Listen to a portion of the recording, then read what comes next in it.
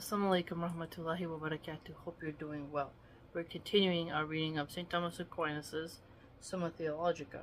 We're in the 5th article, whether the essence of goodness consists in mode, species, and order. Let's begin. Bismillah. We proceed thus to the 5th article, Objection 1. It seems that the essence of goodness does not consist in mode, species, and order. For goodness and being differ logically. So goodness and being differ logically. But mode, species, and order seem to belong to the nature of being. For it is written, Thou hast ordered all things in measure, and number, and weight. WIS XI 21. And to these, font is real tiny in here. And to these, 3 can be reduced: species, mode, and order. As Augustine says, Gen ad lit IV 3, measure fixes the mode of everything. Number gives it species, and weight gives it rest and stability.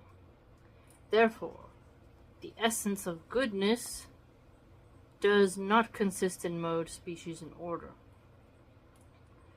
The essence of goodness does not consist in mode, species, and order. So it sounds to me like they're contending goodness is outside of those categories. Let's see. So that was Objection 1. Now we're going to read reply to Objection 1.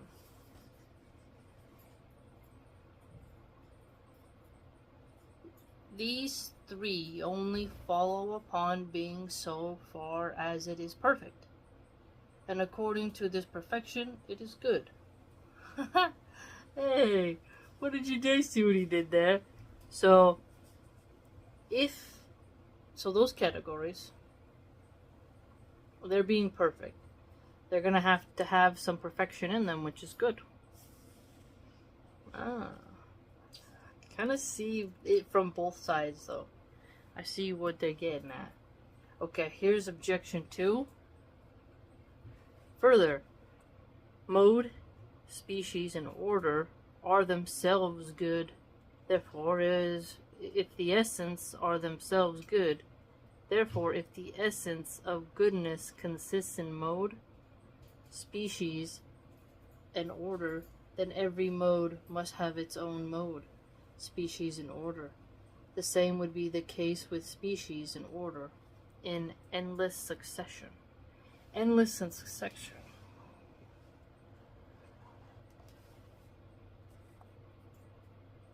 Goodness. So let's break this one down. The essence of goodness consists in mode. So essence of goodness. And then he contends mode has an essence of good, species has an essence of good, and order has an essence of good. The same would be the case with species and order in endless succession. So it's not something that's going to stop. It's going to keep on going. Reply to Objection 2. Mode, species, and order are said to be good and to be beings. That is, though they themselves were substances, but because it is through them that other things are both beings and good. So they're sort of conduit. Hence, they have no need of other things whereby they are good. For they are spoken of as good, not as though formally constituted so by something else, but as formally constituting others good. Thus, whiteness is not said to be a being as though it were by anything else, but because by it something else has accidental being, as an object that is white.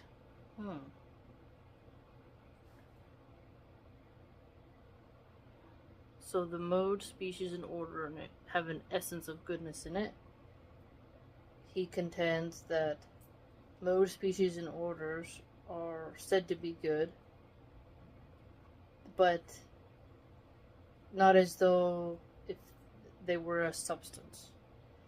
But it's through them that something is good.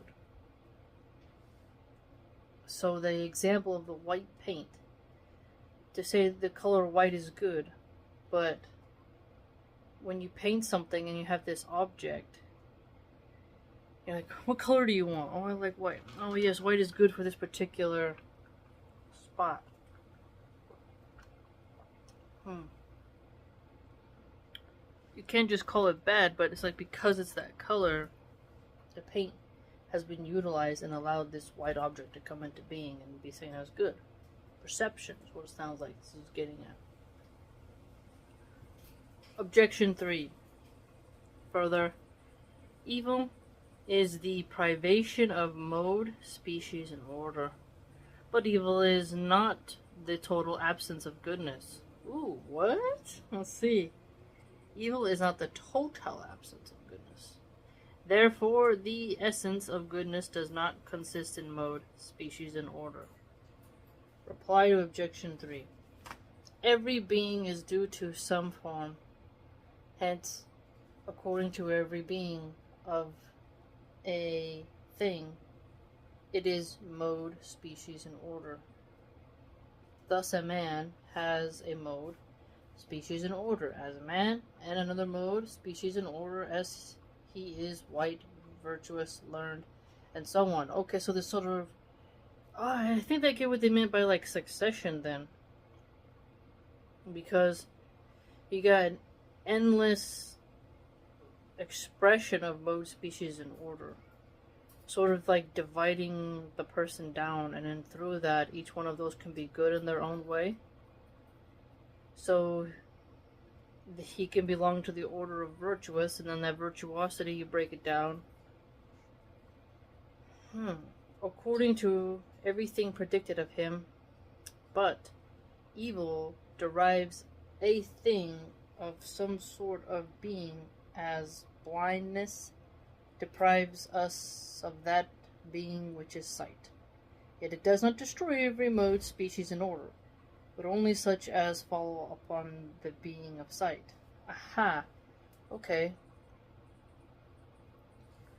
But that's an interesting way to look at evil. So, evil deprives a thing of some sort of being. And the example he gave is blindness. So, would you call being blind or having the problem of being blind evil?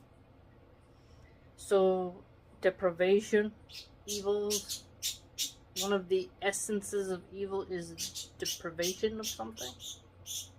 Maybe? Because it has to deprive you of some sort of being. So he contends that goodness is not just the absence of... The objectioner said, but evil is not the total absence of goodness. He responds, but evil deprives a thing of some sort of being.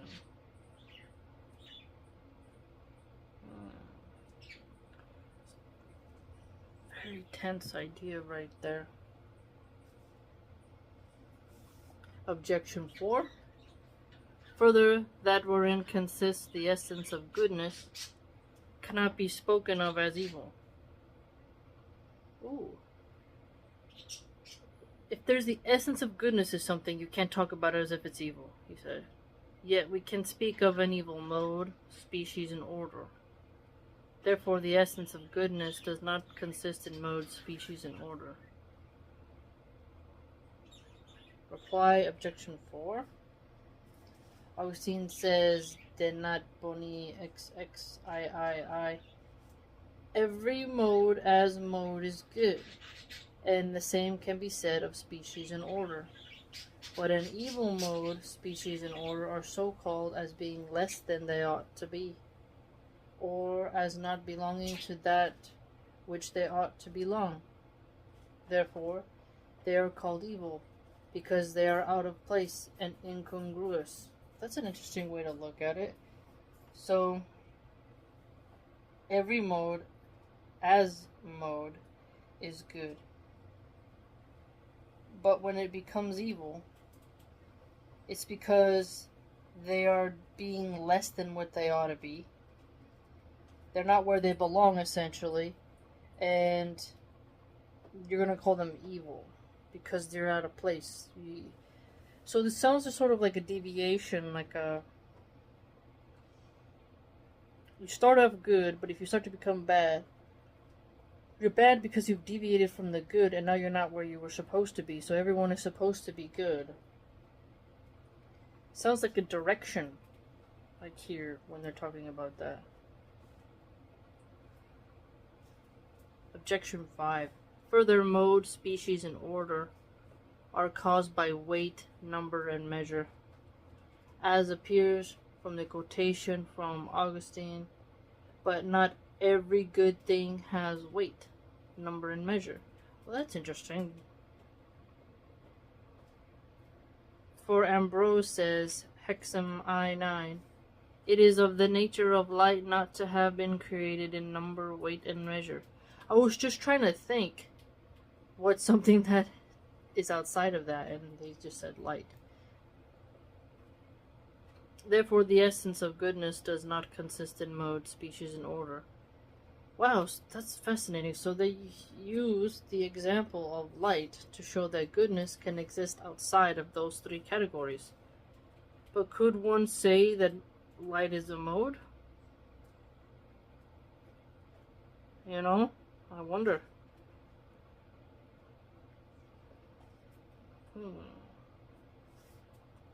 Reply objection 5. The nature of light is spoken of as being without number, weight, and measure. Excuse me. Not absolutely, but in comparison with corporal things. Okay, so corporal things. Because the power of light extends to all corporal things, inasmuch as an activity, an active quality of the first body that causes change, i.e. the heavens. So, light affects corporal things. Could light be measured by the way it affects solar panels? And the way it charges, like, plants to grow? I wonder if you can quantify that.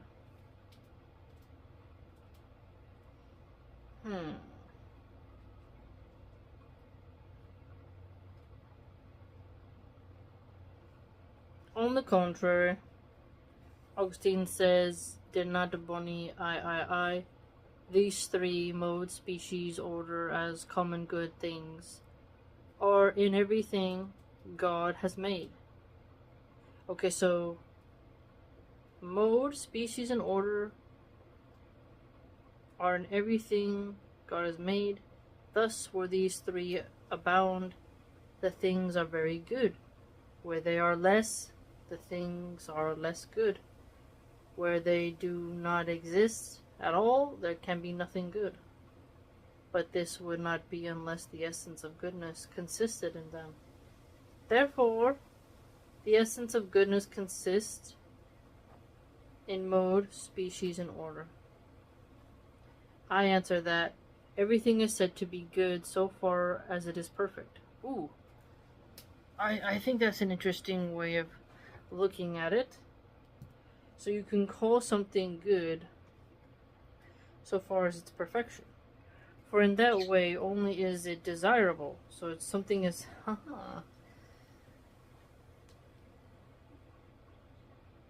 perfection makes you desire it. Now, a thing is said to be perfect if it lacks nothing according to the mode of its perfection. Perfect, alright. Now, a thing is said to be perfect if it lacks nothing according to the mode of its perfection. So you look at the mode, you want to judge it, you see it's not lacking anything, well, this is perfect. I think of a cup. Someone makes a cup, the mode of ceramics, the mode of the cup, the expression and function of a cup. its little beingness, and you're like, hey, this object is perfect. I like it. Yes, it has subjective perceptions upon it, but it's not lacking in its handle, thickness. So maybe you can measure it to be perfect. But since everything is what it is by its form, and since the form presupposes certain things, and from the form certain things necessarily follow, in order for a thing to be perfect and good, it must have a form. So it has in order to be perfect, lack nothing, according to its mode of perfection, and it has to have a form, he contends. Together with all that proceeds and follows upon the form. Now the form presupposes determination or commensuration of its principles, whether material or efficient, and this is signified by the mode. Hence it is said that the measure marks the mode, but the form itself is signified by the species. The form itself is signified by the species. So this sounds to me, makes me think about dogs.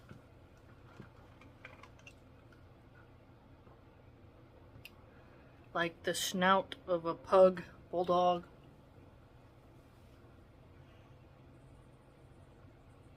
For everything is placed in its species by its form.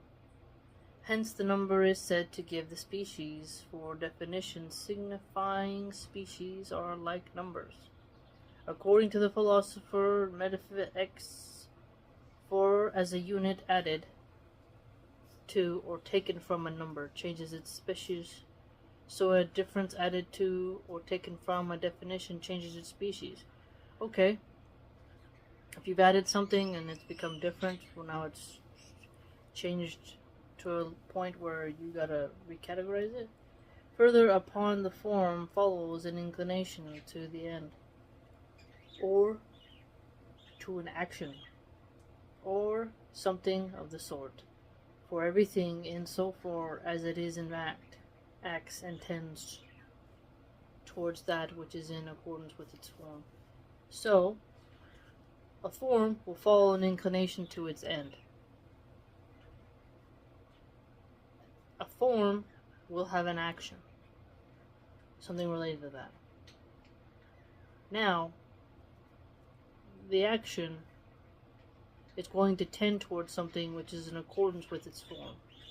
Sounds like predictability. You look at it, you judge it, you say like, yep, this is what it's gonna do. And this belongs to weight and order. Hence the essence of goodness, so far as it consists in perfection, consists also in mode, species, and order. Wow. That's intense. If you were going to break that down to just the environment around you, I think you would have fun analyzing the animal kingdom. And I think in the future, just robotic designs.